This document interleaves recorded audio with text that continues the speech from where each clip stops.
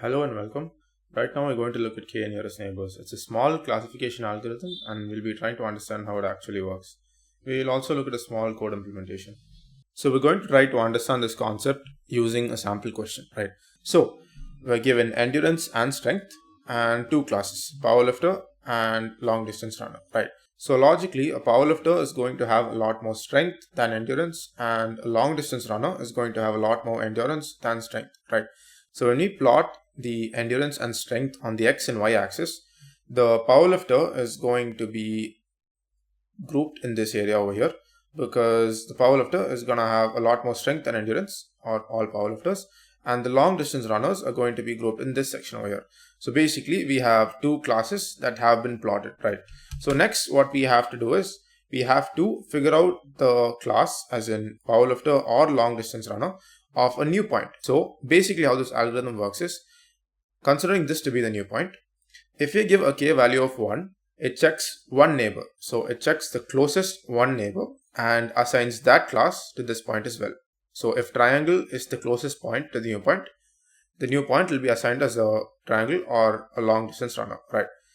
Next, if we give a k value of 2, what happens? It has clashing points, because suppose we have two triangles which are closest to the new point. The new point is also going to be a triangle, right? No conflict whatsoever. However, if we have one star and one triangle as the closest 2 points, we'll have a clash, right? So when we're using a k value for nearest neighbors, we usually assign odd values, because with odd values we won't ever have a clash, right? There's always going to be an imbalance. Now let's keep a k value of 3, right? So let's say that these two triangles and the star are the closest points to the new point. Now, since the number of triangles is 2 and the number of stars is 1, the triangle is in the majority, right? So we take the 3 closest points and check which class, powerlifter or long distance runner, is in the majority. And in this case, it's the triangle class, which is the long distance runner. So the new point is also going to be assigned as a long distance runner. This is basically how the k nearest neighbors algorithm works.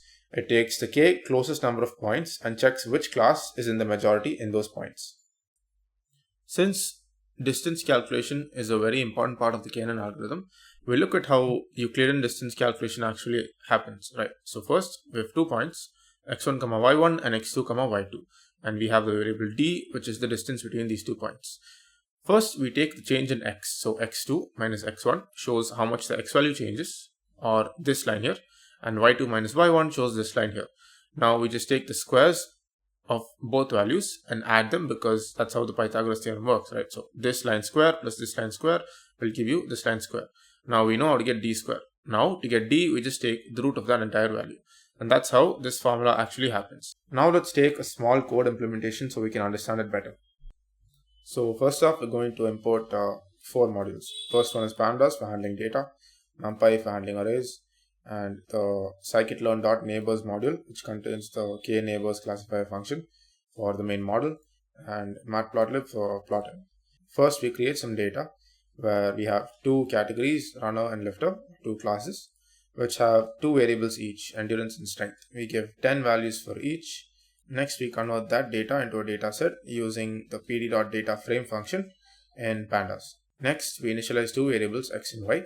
X being the input, where we're given the endurance and strength, and y being the output, where we're supposed to predict the class, right? Next, we also create a new point using the np.array function so that it's easier to handle, which is 6, 7. Here we assign a k value, which we've talked about before, which dictates how many neighbors it checks. Knn is the variable that contains the k neighbors classifier model, given the number of neighbors k, which we've given here. Next, we fit the x and y input and output training data into the model, and then our prediction is going to be on the new point, right? So the new point, the first index of the new point, which is basically this, right? Next, we plot a small figure map, which is of 8,6 dimension. Next, what we do is we break it down into a smaller data set so we can have some convenience with labeling, right? So first, we break it down by class. So any data in the runner class or the lifter class is going to be isolated based on the name of that class and all the values in that class. So Suppose if I take the runner class using this group by function, the name is going to be runner, obviously, and the group is going to contain all the endurance and strength values of the runner class, right? So now I can plot the scatter plot of the runner's endurance, the runner's strength, and then label it as runner. And after that, since it's a loop, we take the lifter class and we plot the lifter's endurance and the lifter's strength and label it as lifter. So it'll help us to isolate the values by labeling it differently. So the orange values here are labeled as runner and the blue values here are labeled by lifter, right? Next, what we do is we take a scatter plot of the new point, right? So new point 0, 0 and new point 0, 1 here means new point 0, 0, this one, new point 0, 1. So we just plot 6, 7 on the graph, right? 6, 7 over here. And we use a marker as a star as shown here. We take the size of 300, we color it red, and we also assign it a label that it predicts, right? So the predicted class is going to be its label. As we see here, the predicted class is lifter, right? Next, we use this bit of code just to make the plot a little cleaner. So the X label labels the X-axis as endurance score, the Y label labels the Y-axis as strength score, the title is the title for the plot, which is basically this one over here, new point, and the legend is this bit over here, and the grid basically just activates the grid by using the true parameter, and the show, utility.show, finally plots everything.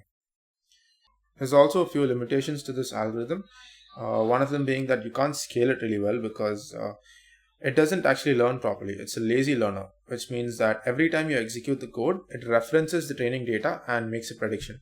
It just uses a reference, right? So that's one of the limitations. And next up, it does not do well with high dimensional data. This is because it checks distance, right? Its main principle is checking the shortest distance. So if you don't have a good distance algorithm, or if you don't have a good distance calculation method, then your predictions are going to be way off. And the pros are that you can use them for most classification tasks where, like I said, you have to group a certain point into an existing cluster or category. And yeah, that's basically it about the k nearest neighbors algorithm, where you'll take the new point and you'll take the k shortest points from the new point and check which class is in the majority in those points and assign the new point to that class. And yeah, thank you for watching. Curiosity is the only thing that's gotten us this far, and I'll see you guys in the next one.